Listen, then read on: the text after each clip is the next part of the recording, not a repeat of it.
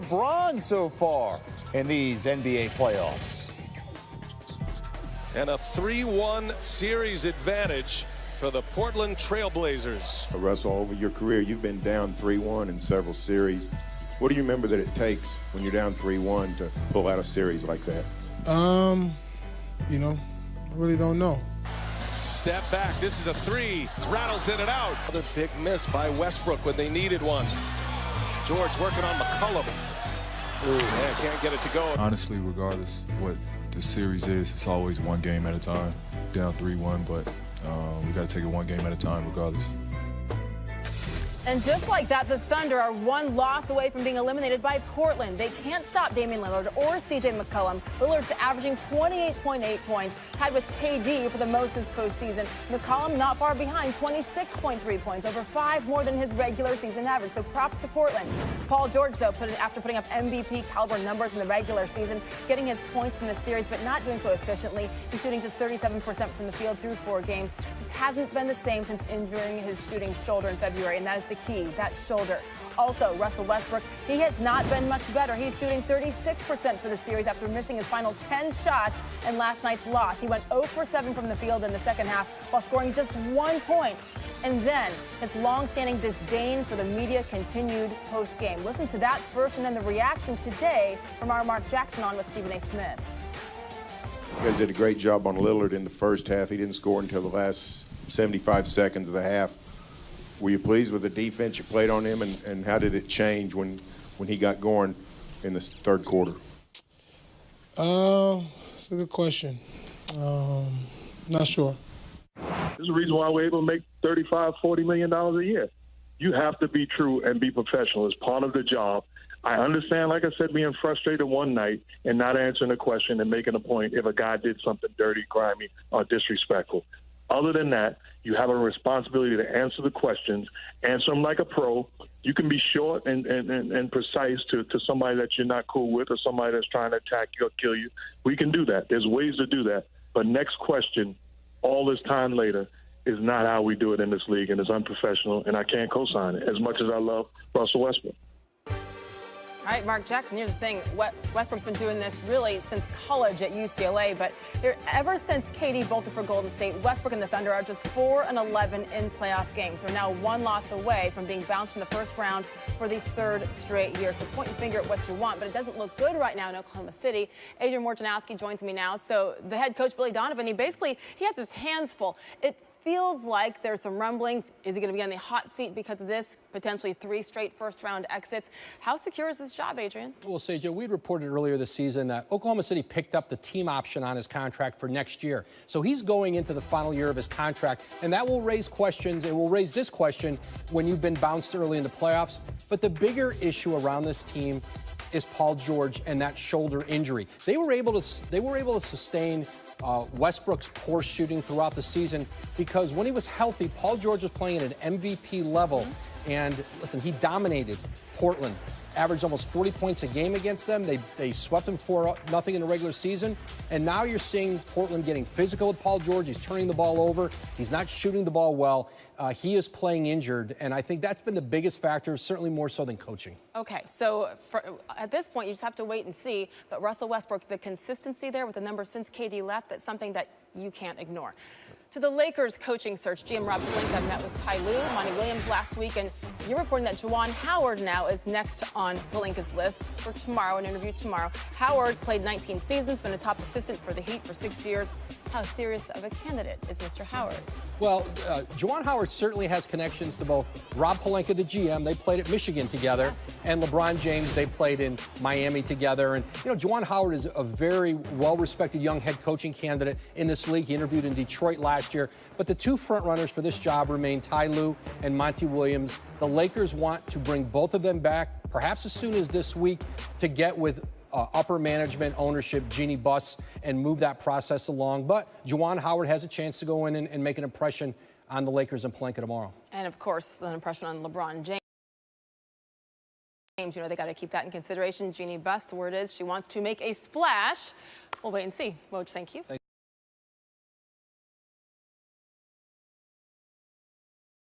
Sage. Well, entertaining, guys. The NBA playoffs have been weird without LeBron. 13 years ago, there's 32-11 and 11 in 48 full minutes. Tony and Mike answering, we miss the presence of the king. You haven't missed LeBron so far in this year's NBA playoffs. No. You haven't? No, I prefer LeBron always be playing. Right. But I'm just going to name some stars you can watch and people can get more familiar with. Go ahead. LeBron's that Knock yourself. Antetokounmpo, Embiid, Simmons, Butler, Curry, Durant, Harden, Kawhi, Kyrie, Vucevic, if you want to see a young star that you don't even know who he is or where he plays, Jokic, Jamal Murray, Lillard, McCollum, Siakam, Russ and Paul George. That's just like off the top of my head. You don't have to have LeBron to appreciate the playoffs. To Vucevic and Jokic and Siakam? Yeah. You'd rather have them than LeBron James? You can be exposed. No, it's not a choice. You can be exposed to measles, too. That doesn't make you good. Took himself out. Okay, his team didn't make the playoffs. He went to 8 straight finals. Okay, good. He's the biggest star in basketball. The league is diminished. The playoffs are diminished. The playoffs are diminished. The league is diminished without LeBron James. All these other players that you mentioned are nice. They're good. But to draw in casual fans to boost a rating, LeBron James does that. It's just a lazy fan can make an excuse because he or she doesn't know Jack. Did you say and then say, Jokic? I got it. Did Jokic. you say Jokic? Yes. Did you say Vucevic? Vucevic. Get the pronunciation. Vucevic. Come on. Huh?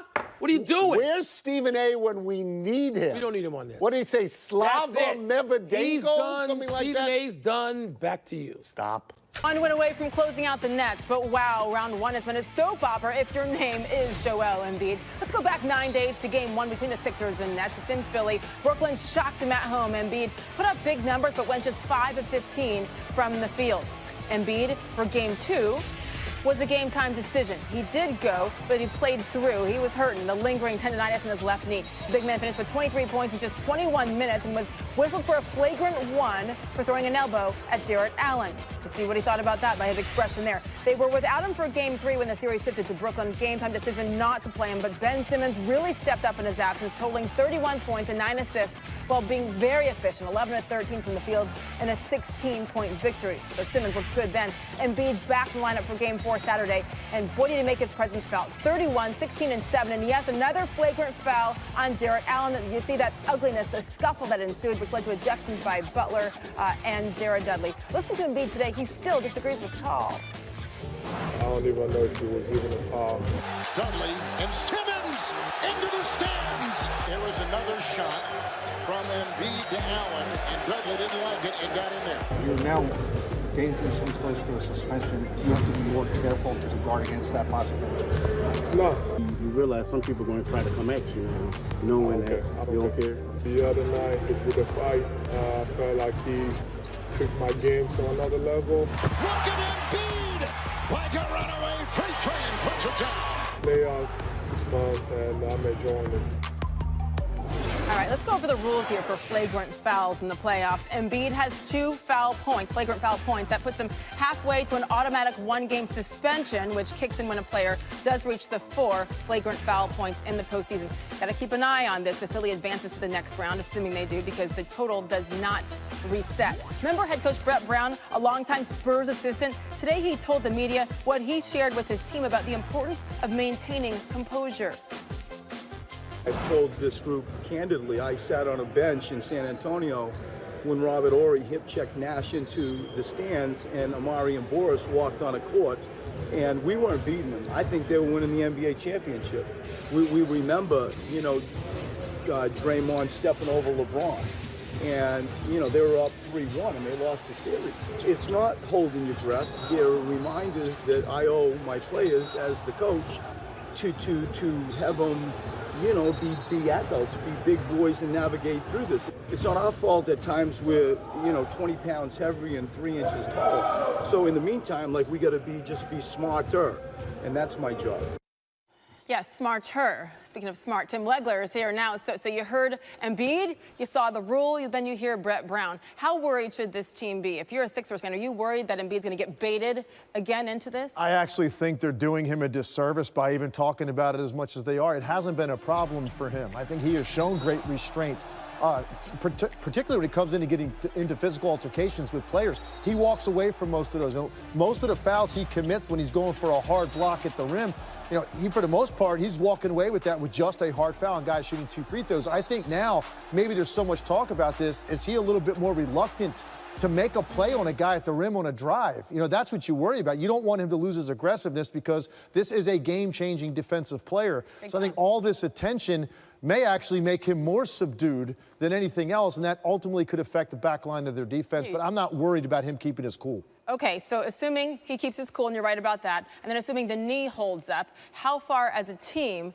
do you expect Philly to be able to go? Well, to me, they've changed now from a team that going into the postseason, I didn't think had any shot whatsoever to win the Eastern Conference. The way they looked over the last 3 weeks of the season, they just told me they weren't ready. Right. They have shown me some things in this series, particularly Ben Simmons, I think now finally recognizing opportunities when he can attack and score, and then taking advantage of those and understanding how important it is for his team when he attacks at the rim and finishes as a scorer. Sometimes he premeditates being a playmaker. Tobias Harris has snapped out of it. He looks like now the stage is appropriate for him. That first game, everybody in Philadelphia is a little bit worried. Then obviously the big difference maker here. There's only one of these in the entire league, a guy that can score from all over the floor.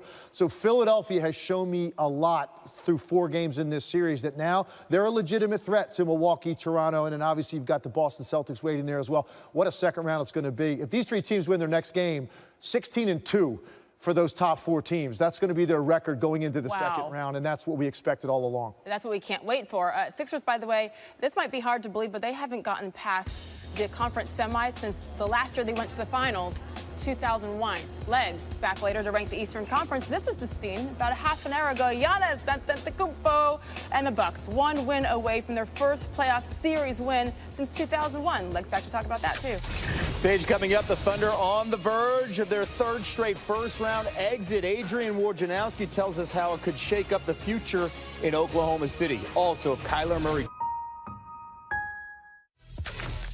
Perhaps the best highlight of the morning, Raptors Magic series. Toronto up 2-1. First quarter, Raptors up 1. Fred VanVleet down low, called for 3 seconds in the lane, so you get a 3-second violation, and then you get 13 seconds of Nick Nurse face. 13 full seconds of that. Put a clock on it. Which, let's be honest, there were a few moments in Game of Thrones last night where I was doing sort of the exact same thing. Oh, I know. But 13 seconds, Nick Nurse face. Are you? Kawhi Leonard gives us Nick Nurse face. Yeah, what was that? Third quarter, Raptors up 17. And then Kyle Lowry, little dish to Leonard. There we go. 13 seconds more.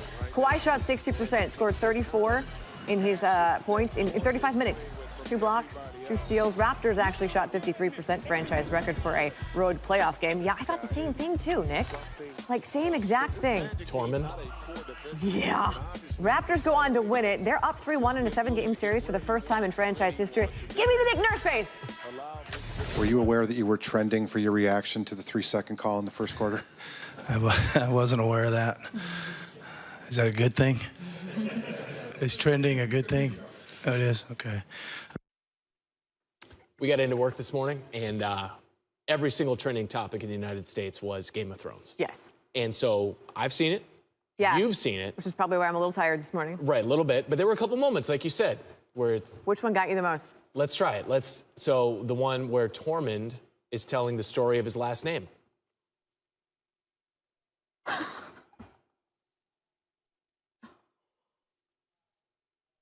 pretty good. That's pretty good. I think we need glasses to celebrate. For Boston, huge day. Celtics and Indy trying to sweep the Pacers. Bruins in Toronto trying to force a Game 7 with the Maple Leafs. And the Red Sox in St. Pete trying to sweep a series against the first-place Rays. So where do you live, by the way? Outside Boston. All right, so this is the Celtics and the Pacers. This is like 3:17 p.m. Celtics are up 8 in the 4th. Watch Jason Tatum. Darren Collison loses the ball. Kyrie Irving keeps it alive. First of all, the pass behind the back, and then Tatum. 18 points, 2 hands, got to be safe. Nice pass. Irving's teams are now 16-0 all-time in the first round of the playoffs. That is a sweep of the Pacers, 110-106, and that'll ended. We're going to go with it ended 3:30. All right, cue the music. Give me some half-hour headlines. Living and dying by the jumper. That's what they've got in the Oklahoman this morning. Yeah, there are bad shooting performances. There are terrible shooting performances. What are you saying? And then there's what the Thunder did yesterday against the Blazers, which is worse than terrible. We'll start with the bad. That's OKC. 38% for the game. Their worst shooting percentage in the series. Russell Westbrook has been a big part of that. 0 for 7 in the second half. Scored just a point in his worst shooting half of his playoff career. Portland, here's the good. 24 from Dame Lillard, 27 from C.J. McCollum. Blazers take a 3-1 lead. Paul George asked postgame, what do you have to fix? What's the area you like to improve the most?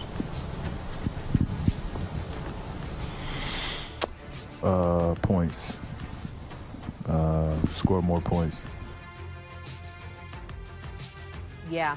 The Thunder have never come back from that series deficit. 0 for 12 in franchise history, being down 3-1, and shooting's been the issue. Specifically early in the clock, quick shots haven't been good shots for OKC. 30% shooting within the first 5 seconds of the shot clock, including just 13% on three-pointers. Look, it's not really scoreboard watching if the other team isn't playing, but you sort of get the point because the Warriors are very much aware that Houston is up 3-0 on Utah. Hence, Klay Thompson's little quote after the Warriors win over the Clippers: "We came in with the mindset to put our foot on the throttle and not let go." Klay had a slump-busting 32 points, and he's basically Moana. We went to the beach, played some volleyball. I'm like, yo, I'm just gonna go jump in the ocean. I just know that will reset my mind, and it worked. So I don't know if I'm gonna jump up north because it's freezing, but something I'll definitely contemplate if I don't shoot the ball that well the rest of the year. But hopefully that doesn't happen. Sons of Anarchy or Moana? Oh, the vest. See the line where the sky meets the sea, it calls me? Pretty good movie. And good stats. According to Second Spectrum, Klay scored his 32 on 44 touches. So it was the 5th time in the last 5 postseasons that Klay has scored at least 30 on fewer than 50 touches. By the way, the rest of the NBA has done that a combined 4 times.